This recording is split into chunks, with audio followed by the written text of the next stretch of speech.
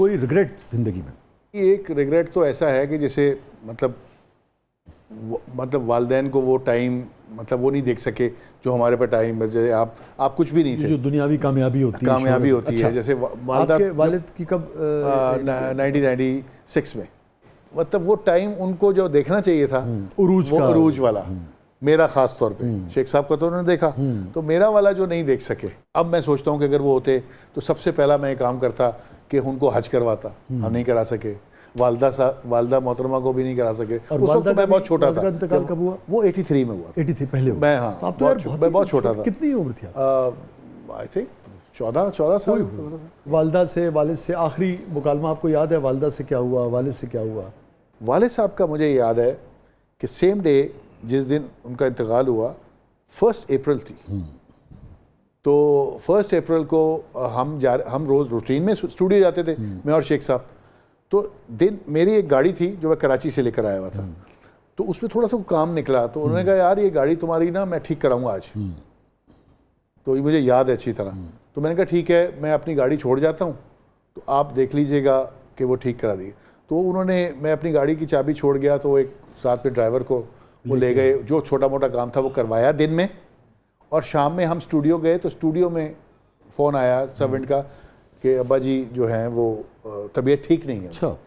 हम वहाँ से स्टूडियो से गाड़ी चला के हमारा किस तरह टाइम गुजरा मेरा शेख साहब का।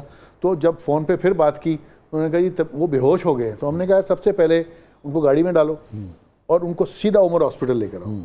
तो हम जब वहाँ पहुँचे तो वहाँ, क्योंकि वो पहले आ चुके थे हमसे, तो डॉक्टर ने कहा ये तो इनकी कोई 15-20 मिनट हुए थे इनके इंतकाल करके। तो वो सारी चीज़ें थी, वो लास्ट डे मुझे याद है उनका। और दोनों की, वालदा की और वालिद की, क्या बात सबसे ज़्यादा याद आती? वालदा, मैं बताया कि बहुत छोटा सा था, लेकिन वो जाहिर है मैं घर में सबसे छोटा था, तो बहुत माएँ, तो आपको पता माएँ होती हैं, वो उनके लिए हर बच्चा एक जैसा होता है। तो मेरे लिए ना वो छोटे की अपनी बात छोटे होती की, है। तो वो मुझे शौक था, वो जो जब दूध करता है तो मलाई निकलती है, हाँ, ऊपर जिसके, तो वो सबको ही शौक था वो खाने का, वो सिर्फ मेरे लिए रखती थी। अरे किचन में ऐसी जगह पे कि जहाँ किसी को मिले ही ना वो, और वो निकाल के देती थी, ले मैं तेरे वास्ते रखी। तो वो एक चीज़ है ना, तो ये माएँ हैं फिर। और वालिद साहब की कौन सी बात सबसे ज़्यादा याद आती? वालिद साहब बड़े सपोर्टिव भी थे, कम गो थे, गुस्से वाले बहुत थे, और डांटते नहीं थे। मतलब अगर उन्होंने डांट दिया ना तो समझ लो बहुत बड़ी बात होगी, बहुत बड़ी बात। सिर्फ उनका देखना ही काफी होता। एक नज़र देख के हम समझ जाते थे कि नहीं अब्बा का आज खिलाओ सोने का निवाला, देखो शेर की। हाँ, हम पास से गुजर जाते थे। हाँ। आजकल फ़र्क है, आजकल पेरेंट्स, जाहिर है हम तो चाहते हैं कि बच्चे भी हमारे दोस्त बने, हम भी उनके दोस्त बने।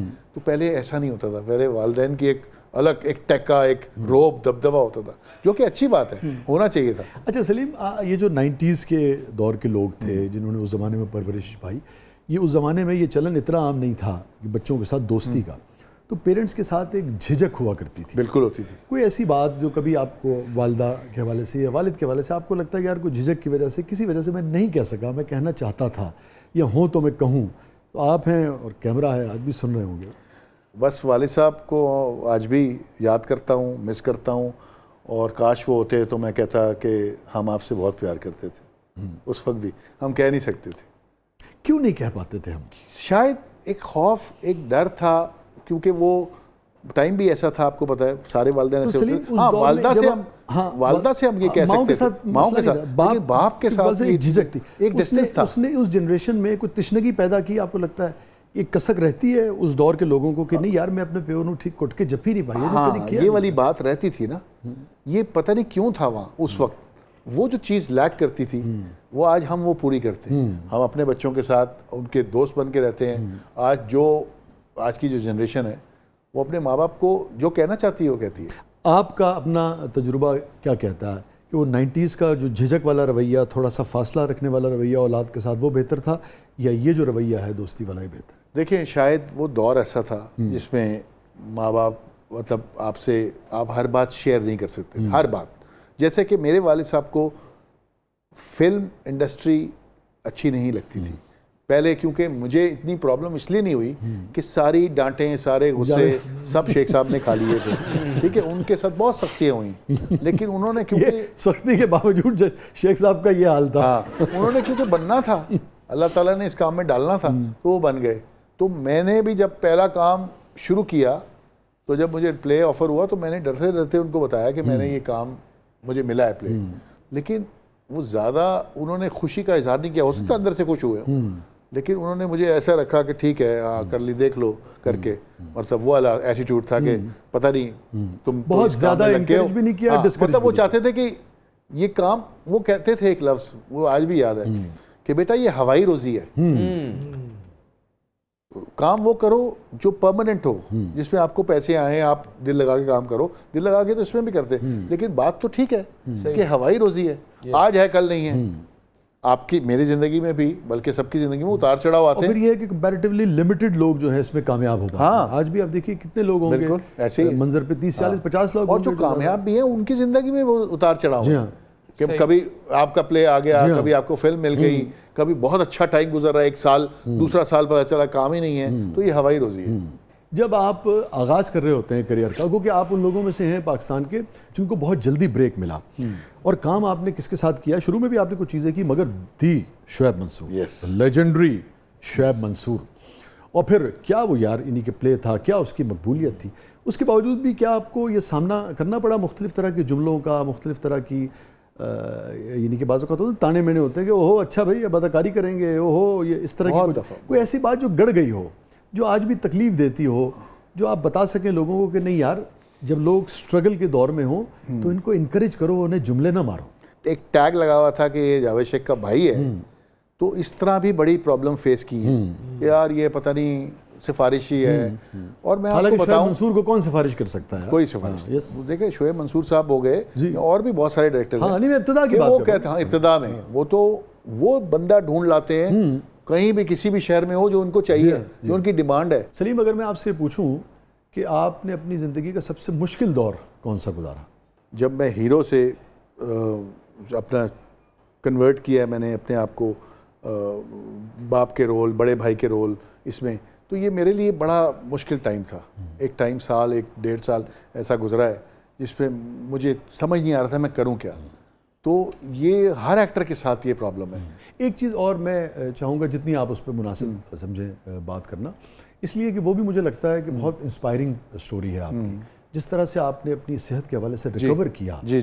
तो मैंने देखा कि बाज़ औक़ात लोग स्टेज पे जाके डिप्रेशन में चले जाते हैं और हिम्मत हार जाते हैं। हिम्मत हार जाते हैं। आप जैसे उससे वापस आए, कह देता हूँ, मैं चाहूँगा अगर उसमें भी आप शेयर करना चाहें। जी बिल्कुल। 2021 में मैं बीमार हो गया था और बहुत मुश्किल वक्त था। इवन के ऐसा डिप्रेशन हुआ है, सेहत तो मैं रिकवर कर ही रहा था, लेकिन एकदम से जो भी मुझे देखता था वो कहता था कि यार ये क्या हो गया। जी परेशान हो जाते, परेशान हो जाते आपको चाहने वाले। तो मेरा एकदम से वेट रिड्यूस हो गया, चीज़ें बहुत सारी मुश्किलात आई। लेकिन मैं समझता हूँ कि इन मुश्किलात के सामने अगर आप अल्लाह पे भरोसा रखें, यकीन रखें, आपका ईमान होना चाहिए अल्लाह पे, तो सब चीज़ें ठीक हो जाती हैं। आपने किन 2-3 चीज़ों का ख्याल रखा जिससे माशाल्लाह, जिसे कहते हैं ना कि अल्लाह ने जो आपको इख्तियार दिया था, उसमें आपने क्या किया? देखिए, आपको मेंटली बड़ा स्ट्रांग होना पड़ता है इसके लिए। आपको आपकी सेहत अगर डाउन है या कोई और प्रॉब्लम है, आपको बहुत सारी चीज़ें, ज़रूरी नहीं कि आप बीमार हैं, आपको मेंटली इतना स्ट्रांग होना पड़ेगा कि आपको वो चीज़ें कुछ भी ना लगे। ठीक है, उसके लिए क्या रियाजत की आपने? उसके लिए मैं भूल गया। अच्छा, मैं सब कुछ भूल गया और मैंने वही रूटीन से काम किए जो मैं कर रहा था। वाह। तो उसके बाद मैंने काम शुरू कर दिया और फिर मैं काम कर रहा हूँ, अल्लाह का शुक्र है। और मैंने ये चीज़ जहन से निकाल दी कि कुछ हुआ था। और देखिए, इंसान पे मुसीबतें आती हैं, मुश्किलात आती हैं, बुरे दिन आते हैं, तो यही चीज़ ये इम्तिहान है, ये अल्लाह ताला आपको इम्तिहान में डालता है, ठीक है ना। तो इससे निकलना ही इंसान का काम है। मुसीबत के बाद आदमी में से ज़्यादा अच्छा इंसान। बिल्कुल। क्या किस कामयाबी ने सलीम सबसे ज़्यादा निहाल किया आपको ज़िंदगी में? जब एक दफ़ा सुनहरे दिन का मुझे अंदाज़ा ही नहीं था। मुझे अंदाज़ा ही नहीं था कि इतना हिट हो जाएगा। रातों रात स्टार बनना हमने सुना था, वो हमने देख भी लिया, मैंने देख लिया कि वो ऐसा हुआ है और ऐसा होता है। अल्लाह ताला जब मदद करना चाहे तो फिर क्या कुछ नहीं हो जाता। क्या क्या तो वो रातों रात स्टार बना और वो खुशी का जो आलम था। और मैं जब मुझे सबसे ज़्यादा शौक क्या था कि जब छोटे छोटे प्लेस करता था मुझे कहता था यार मुझे कोई पहचान नहीं रहा यार। तो मुझे शौक होता था कि यार मुझे कोई तो पहचाने। उस जमाने में ऑटोग्राफ का दौर था। ऑटोग्राफ और इतने, फिर मैंने इस ड्रामे के बाद इतने ऑटोग्राफ दिए तो मैं थक जाता था। कहता यार अब तो खत्म हो गया, अब तो कहते हैं एक सेल्फी हो जाए ऐसे करके। तो सेल्फी में ही 6 लोग भुगत जाते हैं। Thank you so much Salim, आप आए, बहुत अच्छा लगा और हमारी बेपनाह दुआएं हैं आपके लिए। इसी तरह काम करते रहें, इसी तरह एंटरटेन करते रहें, आपका कारोबार भी, आपकी परफॉर्मेंस भी हमेशा कामयाब रहे। बहुत शुक्रिया, आपने मुझे बुलाया और इतने अच्छे शो में बुलाया कि जिसमें मैंने बहुत सारे शोज़ में जाते रहते हैं, इत्तेफाक होता है, लेकिन ऐसी गुफ्तगू मैंने अभी रिसेंटली कोई किसी शो में नहीं की। Thank you for the compliment. बहुत अच्छा, thank you so much, thank you so much. नाज़रीन, ये था आज का ज़बरदस्त। अपने फीडबैक से हमें आगाह कीजिएगा। इजाज़त दीजिए, अल्लाह।